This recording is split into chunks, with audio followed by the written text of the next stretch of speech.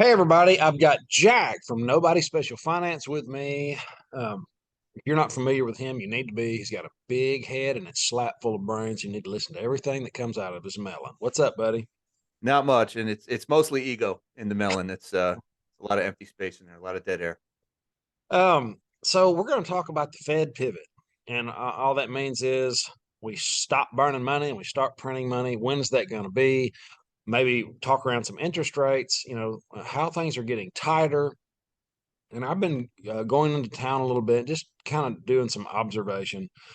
And it looks like business as usual. I'm noticing that restaurants are a little more empty than they used to be. I think they're fixing to get hammered. We're just going to kind of talk around this and try to come up with some actions to take towards the end. Something to the tune of how not to go broke in the next Great Depression. Yep. Although it's probably who does the least bad. I don't know if anybody's just going to crush it through this, but I think we are in the short term. So, so Yep. man, So that's the $1 million question right now, right? When pivot? When's the Fed going to pivot? And I've been saying since before the Fed started this tightening cycle, way back last year, I was saying the Fed will eventually turn the money printers back on, i.e., the pivot, but they're going to do it because we beg them to, and we're a long way from that right now. Now, the Fed has made some indicators recently that they may slow their rate of tightening. They might raise interest rates by a little bit, not a lot.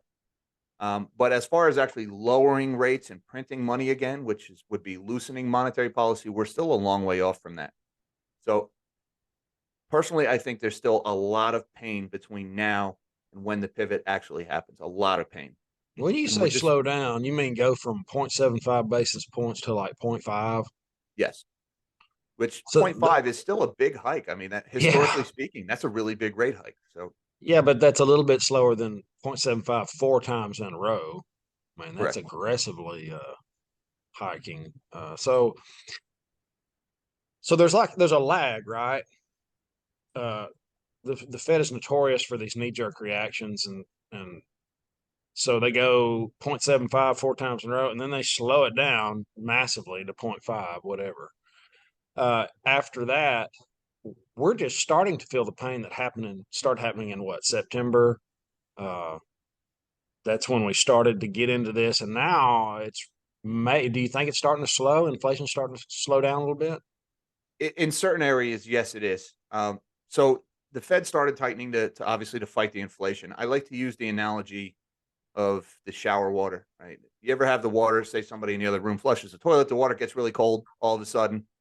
And what do? You grab the hot handle and you crank it up, but you crank it up a whole bunch because you don't feel it right away. Right? The water doesn't get hot instantly. And but it's cold, right? That's your inflation. The water's cold right now. Quick, turn up the heat. That's your quantitative tightening. It takes 10, 15 seconds for the water to start getting warm. Well, you don't feel it getting warmer right away, so you crank it up some more. You crank it up some more. You crank it up some more. Next thing you know, the water starts getting hot, and now it's scalding hot. And now, oh crap! Quick, slam on the cold water again. That's the Federal Reserve with their monetary tightening and their monetary easing, and it's a lagging indicator. You can hear a lot of that in the next couple of weeks about a lagging indicator. What we're starting to see right now with home sales slowing, with job losses just starting to hit the tape, a lot of big tech layoffs, and the crypto collapse that's going on right now. This is the results of the earlier rate hikes. This is from back in March, back in April and May when they started the tightening cycle. The result is now hitting. All of these hikes that happened through the summer, the effect of that has not yet hit the economy. So it's a lagging indicator. That's an important thing. Even if the Fed were to suddenly pause their rate hikes or slow their rate hikes, the effect of what they've already done is still coming towards us right now in the form of higher interest rates, businesses defaulting, and unemployment starting to pile up. That's a great analogy. Cold water, hot water. Yep. That's Now, a if you that's just a take your hand off the thing and back up and wait for things to normalize, maybe you could make slight minor adjustments, but that's not the Fed style, right? Jerome Powell loves his tools. He likes to crank on that thing left and right. just kind of let the free market run. What a concept.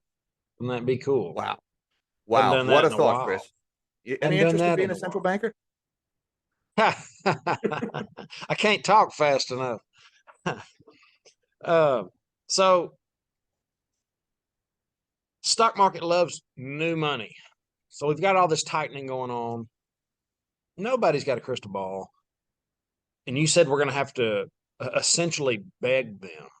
I don't want to, I don't, not trying to pin you down on time because nobody has that. But do you have, oh, I'll give you mine first. I think possibly towards the end of 2023, third, fourth quarter, that could be, nobody knows, but when they start to essentially create more money and ease up quantitative easing. Uh, do you have an idea? I, I'd certainly Certainly. before or around the time you do what you just described, right? The end of next year, I think probably at the latest is when they outright stop rate hikes.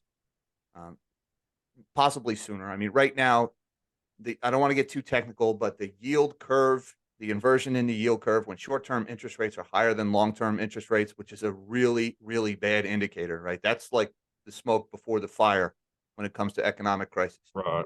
The yield curve is more inverted now than it has been in our lifetime. Can you throw that on the screen? I'm going to share this screen with you. So what you're looking at here, this is U.S. government bonds. All right. You got 1 month government bond, 3 months, 6 month, 1 year, all the way down to 30 years. And then here's the yield or the interest rate that it's paying. And if you look right now, a 1 month government bond is yielding 3.85% interest. And a 10-year government bond is yielding 3.77% interest. So you get a higher interest rate for locking up your money for a month with the government right now than you would get if you locked it up for 10 years.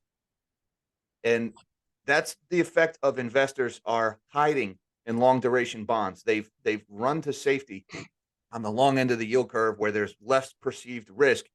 And so to buy short-term debt, you have to get a higher interest rate before people go in there. And if you look at the difference between the 10-year and the 2-year, which is what a lot of the big names watch, 3.77 on the 10-year, but a 2-year is 4.52. All right, it's 52, 70, about 75 basis points of inversion. A basis point is a percent of a percent.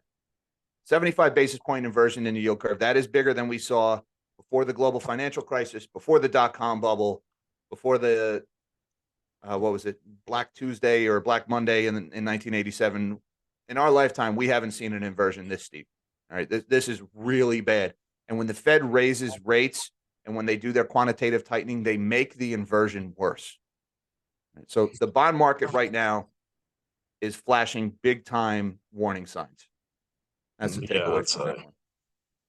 Yeah, it's you're guaranteed to lose money. I don't know why anybody would do that. I guess it's just the lead. It's better than holding cash, I guess, if you just want to hold cash forever.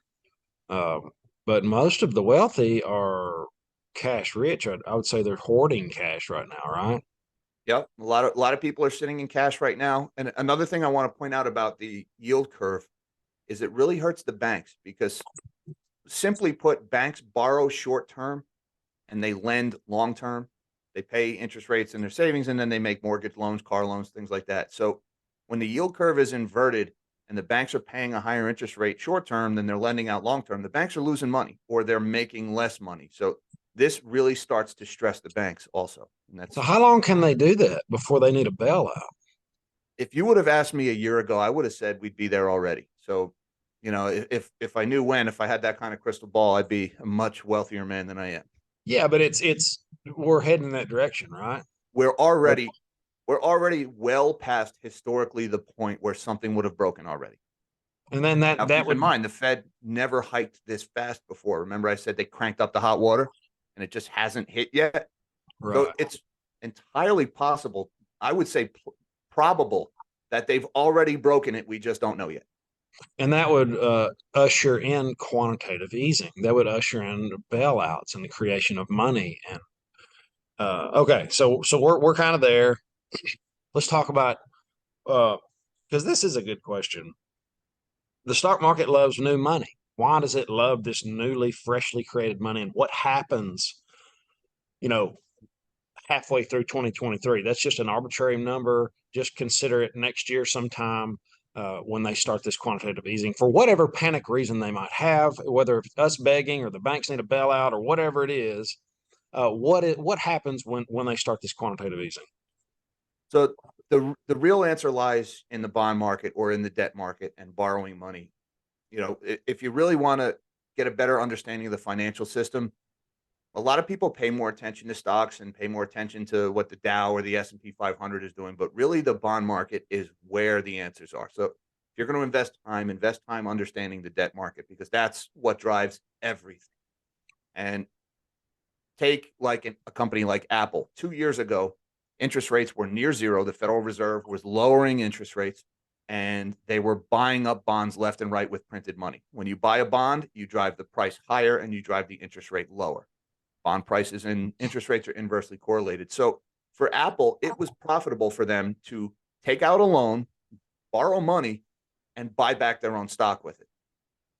So that drove the price of Apple stock through the roof, and it was all being financed by the Federal Reserve's quantitative easing, by their cheap debt. Because when the government bonds are yielding such a low interest rate, well, all the other interest rates, the credit cards, the home loans, the car loans, corporate loans, it's all based on what the government bonds are yielding. So by keeping money cheap, interest rates is the price of money. Money is just borrowed left and right, and it's pumped into, borrow money and expand your assembly line at the plant and start making more product. Borrow money and keep money losing companies afloat. A lot of companies that haven't made any money, but heck, I can go borrow it for 2 or 3% interest and keep my company alive for years and years. I can refinance my old debt that was at a higher interest rate at a lower interest rate. Now my company looks like it's more profitable all of a sudden It's because just my a cost of servicing debt, it just inflates the bubble. is this going to produce a complete zombie economy? Like a nothing is real. I know we're far from it being really real right now, but is It this already going did. to, It yeah, already but is it going to be at worst where you just have to be in the stock market because it's the only thing going up? I can't remember how far the Venezuela stock market went. It was ridiculous. I think it was, I don't remember, 22,000% or something crazy. Uh, are we going to be pushed into this stock market? You're going to have to play. You don't want to hold cash in that kind of environment, I would guess. Uh, Precious metals should do pretty good. It's going to be strange. Usually, when the stock market's going up, precious metals going down. That would signal, the economy doing pretty good. But it's also fake now. It's all such it's really hard to read it for me anymore. I want to show you an image here. Sorry, I'm going to share my screen again with you, Chris. Yeah, go ahead. All right. You got the reins. This is called Exter's Pyramid. Can you see that right now? Yeah, yeah. I All saw right. you doing this the other day. It's good. This is a risk of all the financial assets from gold to paper money to bonds, stocks, real estate, all the way up to these credit default swaps, whatever the heck they are, derivative, funky things that the banks swap back and forth with each other, right? The higher up this pyramid you go, the higher risk of default there is, but generally the more value there is, the more total monetary value. And then the further down you go, the less risk you get, all the way down to the very base, which is gold, and it's not shown, but silver should also be down there, right? When you hold gold, you have no risk, no counterparty risk. It's not an IOU. Nobody can default on physical gold in your hands. So that's the very base of Exter's pyramid. What we're seeing right now, because of the tightening monetary conditions, is these upper layers of the pyramid are starting to fail. We had Credit Suisse is on the brink of failure. Whatever's going on over in Europe with their banks, we've had this absolute circus in cryptocurrency, all these garbage debt instruments and scam tokens, they're all failing. That is the upper level of Exter's pyramid that's already Sure. failing right now. As these complex instruments, which a lot of them are just IOUs, they're funny creative ways to say I owe you something, as more and more people default because interest rates and debt is becoming more expensive and we got this zombie economy going on, these upper layers are going to fail and it's going to cause a stampede down the pyramid. People are going to sell their derivatives and their unfunded liabilities and their all these upper layers. They're going to sell it and they're going to try to hide at the base of Exter's pyramid where there's less risk. And that's going to cause a blowout in things like the premiums on physical gold and silver, which we're already seeing. And eventually you'll see a big reduction in government treasury bonds in the yields on the bonds as people pile into government bonds for safety. And a lot of people sitting in cash right now. paper money. And when you see people hiding in cash, well, the price of money goes up. The price of money is interest rates. Interest rates going higher. So we're already starting to see this playing out right now. That's No, it's Now you mentioned the zombie companies and the zombie economy. I mean, take a look at some of the companies like Peloton, right? Kathy Wood's darling Peloton. Step back from all of the disruption and innovation and what is a Peloton? It's a stationary bike with a freaking TV attached to it, right? You can go to a yard sale and buy the components of a Peloton minus a couple of chips and things like that. And for $20, you can probably get a stationary bike and, duct tape or zip tie a TV to the front of the thing and essentially get the same thing out of a it's a Peloton. fad. It's a Yeah, fad. It's a they were trading at tens of billions of dollars for well, this stock. Tesla doesn't make any money. It's like, Yep. why would I buy? I've never understood that buying a stock hoping it goes higher instead of buying a stock that is essentially on sale. When Tesla goes on sale, I'm sure I'll own some. But I have a hard time doing that. It makes me when we're in this kind of environment, I want to get into commodities. I feel like we need things that we're going to use. That makes sense to me. I've never bought a bond. I don't mess around with that stuff. Never I touched the know stuff. you Nope. don't either. Nope. Knowing what we know, what you've presented today, what do you do if we're just waking up and you know what is some actions to take or maybe just things to follow? We'll get into the actions in a minute. You would watch the bond market like you've already said. Yep. And where do you go from there as far as I'm this sitting comes back largely to the in. cash question. What do we do with cash too? I'm still sitting largely in cash. I know a lot of people. I get this question a lot. What do I do with my cash? I'm still sitting largely in cash. I'm trading around in the oil market right now. I think oil price is probably heading higher in the next few months. I'm making little trades with some levered instruments on the side, but not really. I'm not buying up stocks right now. I hold a couple of mining companies, but I'm mostly sitting in cash. I'm waiting. No matter what the asset is, whether it's a stock, whether it's a bond or whatever, I think it's going to be cheaper a few months from now. Real estate will certainly be cheaper a few months from now. Precious metals, I think the spot price will be cheaper, but you also get these blowouts in the premiums. So maybe precious metals ends up cheaper, maybe not. But I most don't see asset it. classes, I think, are going to be cheaper. So I'm watching very closely. I'm sitting largely in what cash. what would Go you ahead. consider cheap in precious metals real quick? As close to spot as you can get. All right. The No, I way I mean look like at the it, spot premiums. price of gold being 900 or 1,000, 1,200. That would be cheap to me. Yeah, that I what are we at right now? About 1,700, 17 and change. Yeah, I can I get it think to your gold's door for about 18. yeah, I think gold's probably heading under 1,500. I mean, keep in mind if we start to see money go up in smoke, right? Like right now, I know this isn't a Bitcoin channel, and some people are like allergic to any mention of crypto, but Bitcoin is the least risky of all the crypto assets right now. But Bitcoin is being sold off, even though this worthless scam token FTT is going up in smoke. Because when people borrow money and send it into these Ponzi scams and margin calls start happening, you don't sell what you want to sell. You sell anything and everything you have.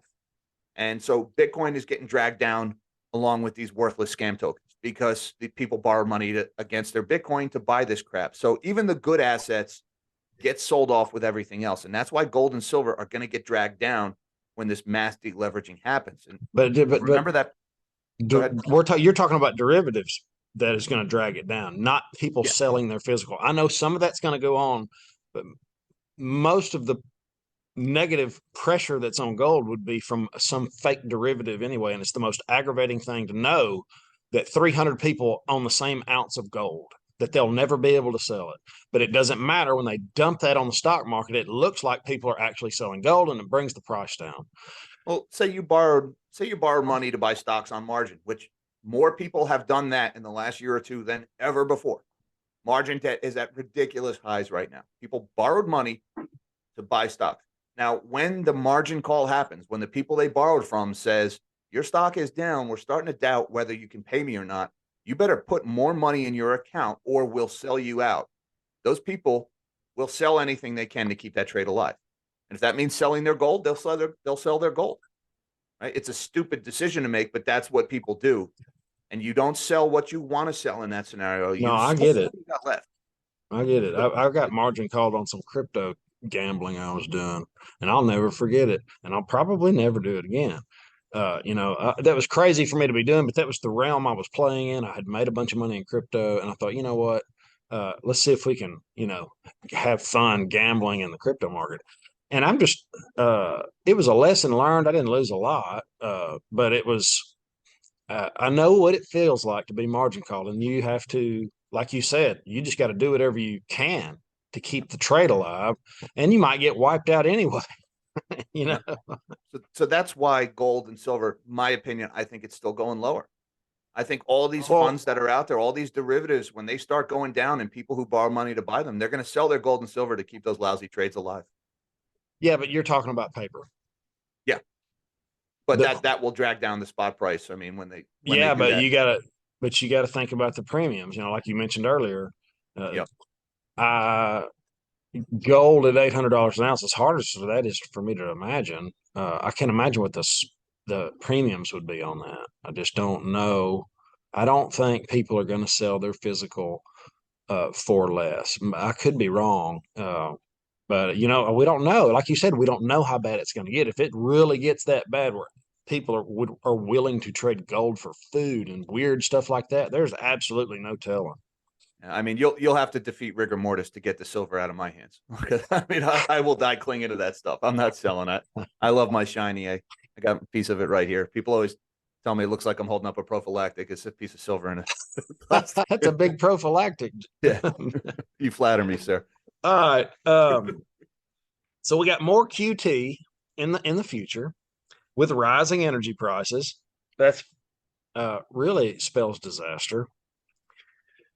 We've got some potential quantitative easing in the mail middle of next year, so it's going to make the stocks go up. Who knows what's going to happen with crypto? It's really close to where I like to call it cigarette butts on the sidewalk. We're starting to approach that. One more Can I just shoe needs to fall for crypto for me to start getting in again. can I throw something out there real quick? All right. Sure. A lot of people are trying to guess when the Fed is going to pivot so they can front run it, and they think they're going to make a lot of money buying up stock right before the pivot. All right. You're going to get wiped out if you try to do that. I'm telling you, people who are trying to do that are going to get clobbered. When the Fed does pivot, go back historically and look at when the pivot has happened and then when the market is actually bottomed. Market keeps going down because the Fed doesn't pivot until it's way too late. And the market keeps going down for several months after the pivot happens. So if you're thinking the Fed's going to pivot in December, I'm going to go buy up all the stocks right now, you're going to get wiped out. All right. Because the Fed does not pivot until it's already too late. All right. And we've seen this historically. After they pivot, then it's now they have the emergency meetings and the cabinet gets together and the politicians, they'll turn on the money printer again, not because they want to, but because we beg them to, because we are going to be begging, save my retirement. We're going to be begging. I just lost my job. My house is underwater. I can't make the mortgage. I'm going to have to file for bankruptcy. That's when they turn it on. And As of right now, pensions are belly up in 12 years. we saw pensions almost failed in the UK a month ago or 2 months ago on September Yeah. 28th. Yeah, And they're we gambling use with your money.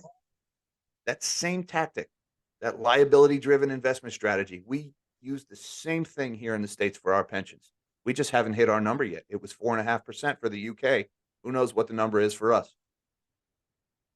Well, it is a strange environment. I don't want to ramble on about how bad it's going to get anymore. I would like to talk about some solutions because that's what I like to provide. I like to get people thinking about some things they can do as we get into this. And it's going to get worse. I mean, the Fed chair came out and said, hey, expect more pain. He's bad about lying, but when he tells the truth, nobody listens. So, housing prices are going to go down and asset prices are going to go down. That's what we want. So, what are some actions that you can take if you're just waking up right now? So, a couple of things I've done. I've moved largely into cash. Um, Now, I was kind of forced to because I recently made the decision to leave my day job and do YouTube full time. So, I had to take my pension and my 401k with me. So I liquidated those things. They're sitting largely in cash right now.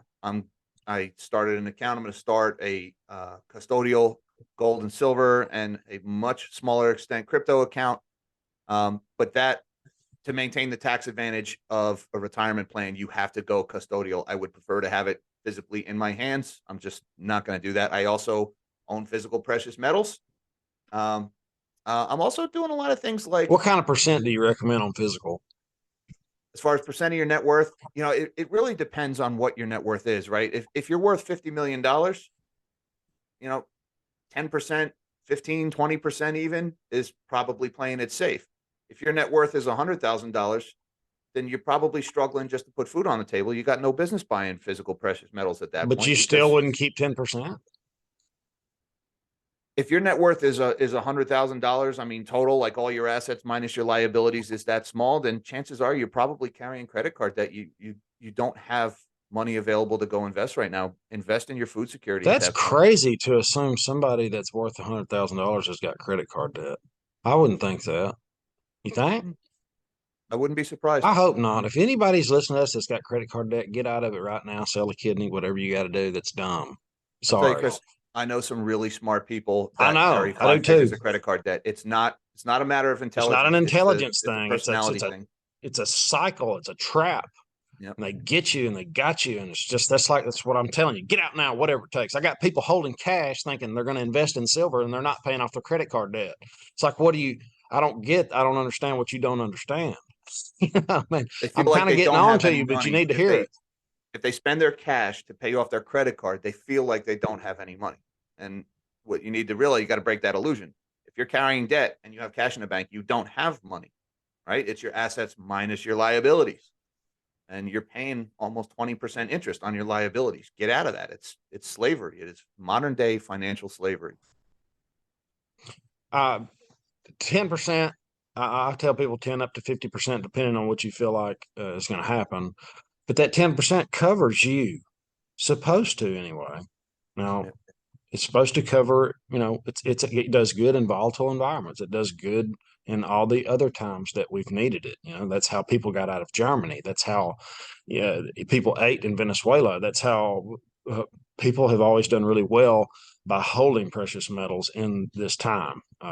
And a lot of people don't understand that. They have this very binary outlook, as in buy precious metals, and all of a sudden they think, put all my money in precious metals, and don't put all your money in anything. I'm just talking about just a little bit. When I talk about it, it's just because that's what the world superpowers are doing. I don't mean China. I mean the CCP that runs China is holding gold. They will not let any gold out, and they only let it come in. I mean, Russia, it's nuts, the people that are doing it, and I get flack from it, talking about it's a scam. Guys, it's I a mean, push hedge. comes to It's not going to shove. save your soul. At the end of the day, you got bills to pay, right? You're going to have a mortgage or a rent. You're going to have an electric bill, right? So if you're going to go pour 100% of your net worth into physical precious metals, the next week you're going to have to run to a pawn shop and sell at a price you probably don't want to sell at to get the paper dollars to pay your bills, because you can't pay your bills with the shiny, at least not yet. Yeah, never do So that. you know, don't don't overdo it, right? Like everything, you buy precious metals not to get rich. You buy precious metals to preserve wealth, right? That is a That's it. wealth preservation. I don't even like it, to be honest with you. Holding gold really doesn't do that much for me. It's like it's shiny. My mother gave me this chain when I was 16. I've worn it ever since. It's gold. But it's not like a really big, I don't Yeah, love because it. We're not supposed to love it anyway. It's holding just gold to never hedge had that wealth. effect on me, because gold is it's so dense when it comes to the amount of wealth in a small amount of weight. So you hold a 1 ounce gold coin or 1 ounce bar, it only weighs a couple of grams. It's in your hand, and you're like, that's $1,600. That's $1,700 right there. Like, what? Yeah, it Now, doesn't when the seem first right. time I held a 10-ounce silver bar, that was, ooh, I like that. That was a good Yeah. feeling. you know. Yeah, I agree. But you could hold oil. You can hold a barrel of oil and it'll do the same thing. And you can Yeah. sell it later if you want to. There's other ways to do it. It's just more convenient to hold the smaller commodities. I'm going to say get out of debt. That's the action to take. Just get out of debt best you can. If you can't get all the way out, sell the ski boat for sure. And the faster you sell your liabilities, cut your wants aggressively, and So I got a few written down. I'm Can I mention actually something real selling a quick? dirt bike right now. Yeah. You mentioned your liabilities. All right. Take a hard look at your assets and ask yourself, out of my assets, my pension, my 401k, whatever assets you have, all right? Keep in mind, most of your assets are probably somebody else's liability. And this is what's going on with this crypto collapse right now. All of the assets that a lot of these companies are holding, a lot of the wealth these companies thought they had were really just IOUs from scam artists. Right. So what I'm doing with my wealth and with my retirements is I am trying to reduce my counterparty risk. I'm trying to reduce my exposure to other people. I want as few assets that are somebody else's liability as possible. That is, I'm moving down Exter's pyramid. That's what I'm trying to do with my wealth right now. Right. Think about like a pension. Right. If you have a pension is an IOU from the company you work for. How much do you trust the company you work for?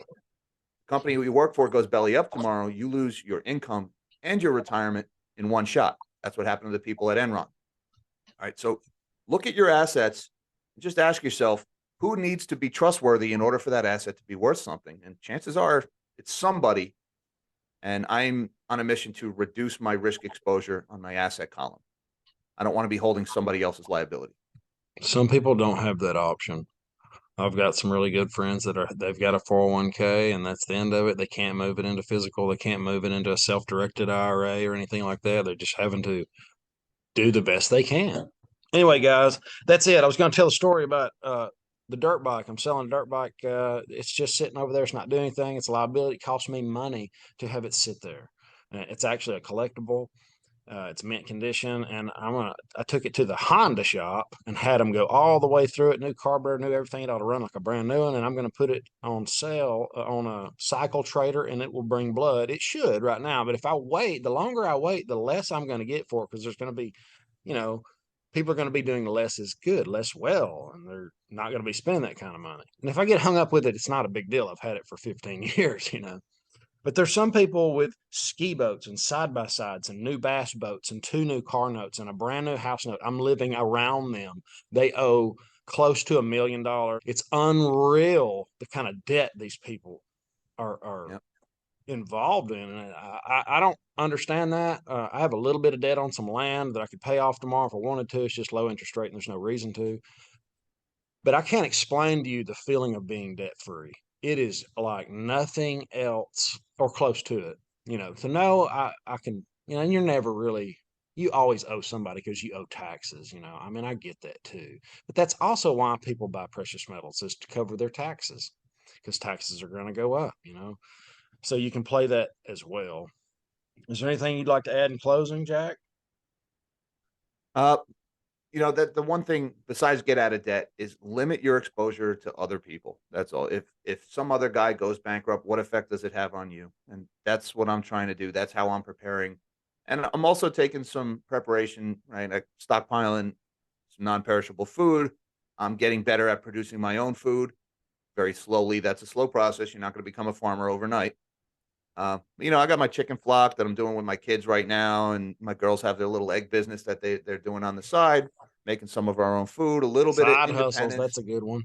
right? So, there's a lot of little things you can do. Maybe you don't have tens of thousands of dollars to run out and buy some investment asset. That doesn't mean you can't invest a little bit in a skill set that will be more useful during tough economic times. That you can do. Anyone can do that. Yeah, and like if your net worth's 100 grand, you should probably focus more on food than precious metals. I would agree 100%. Yeah. Your If hierarchy you're of needs: food, shelter, water come first, right?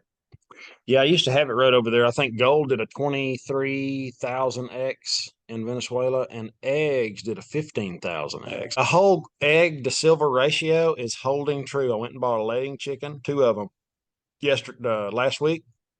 They're $30. A Ounce for laying laying chicken's hen, 30 right? bucks. So Yeah. the ratio is holding up. I don't know how it'll get off, I'm sure, just like the gold and silver ratio. But we'll see. That's something that I'm curious how it holds up in the Thunderdome. All right, Jack. Well, have an awesome day, brother. You too, Chris. Thanks for having me on. Thanks for being here, guys. Have an awesome, awesome day. We'll see you in the next one. Later.